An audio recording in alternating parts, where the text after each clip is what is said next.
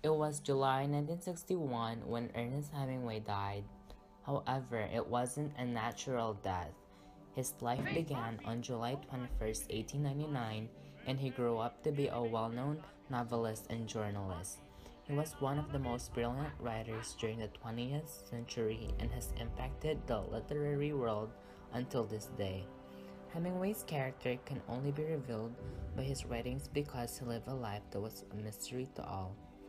Ernest Hemingway's life and experiences were painted through his writings in which became significant by influencing literature and inspiring people. He was born into a household with good relations between his parents and siblings.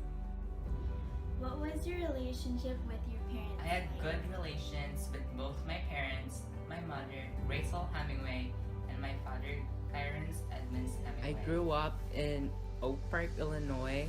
My father used to take me fishing and it became one of my hobbies. Fishing with my father became a great inspiration for one of my books.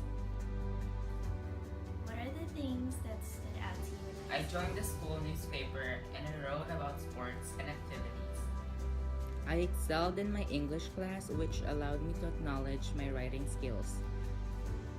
I had three options by the end of my high school career: go to college, join World War I, and work as a journalist. I chose to pursue becoming a journalist in the Kansas City Star. This is where I progressed in journalism and as a novelist.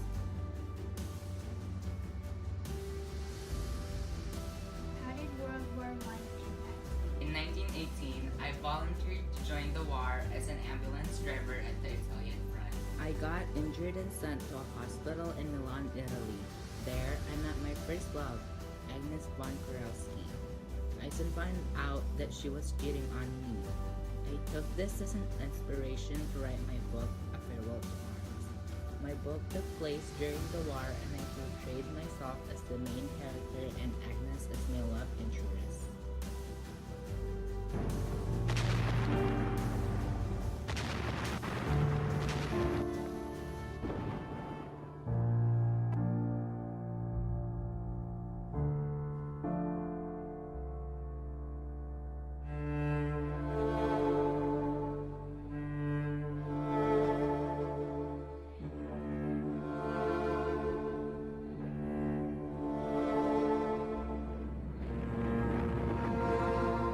How did your Paris trip transition you from being a journalist to a novelist? Before I settled in Paris, I worked at Toronto Star as a journalist. I was sent to cover the Greco-Turkish War Genoa Conference of 1922 in Genoa, Italy. The conference was about rebuilding the European economy and strengthening the relationship with the Soviet Union. I moved to Paris with my wife in 1921 where I thrived in writing novels. I was part of Gertrude Stein's circle including F. Scott Fitzgerald and Ezra Pound. In 1926, I wrote my most well-known book, The Sun Also Rises, which was filled with the post-war society. I also portray myself as the main character in this book as well as emphasizes the lost generation. This term lost generation means vanishing illusion and unrealizing love.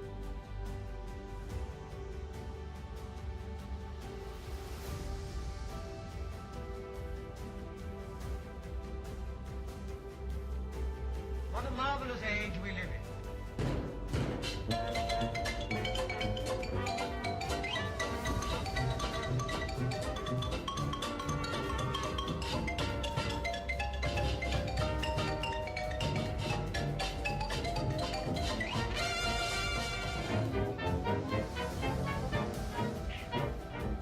Heartbeat, fire in the middle. Heartbeat, four-man fiddle. Heartbeat, sizzling through. Oh, what will I do? Wang, dilly, ba, ba, ba. Heartbeat, singing like a busy bee. What's the importance of covering the Spanish? The war itself inspired me to write another novel called For Whom the Bell Calls. This book reflects the war because of love and pain. I often traveled a lot to Spain, watching bullfights and attending festivals as an escape from the war. It became a strong impact towards my career. After the war, I covered World War II and I lived in Cuba. I wrote my book, The Old Man and the Sea, that shows I overcame my personal struggles. For this book, I was awarded the Pulitzer Prize in 1953 and the Nobel Peace Prize for Literature in 1954. It was the last book I wrote after I retired.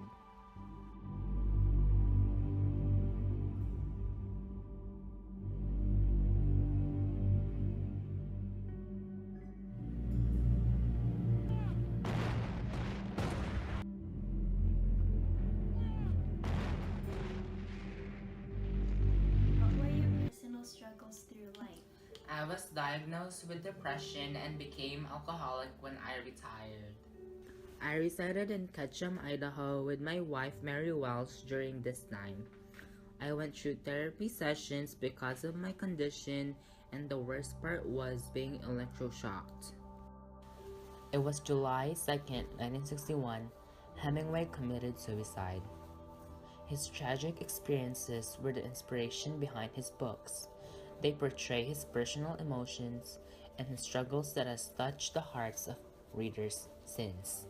Beyond his death, he will live on through his writing, continuing to influence and inspire us all.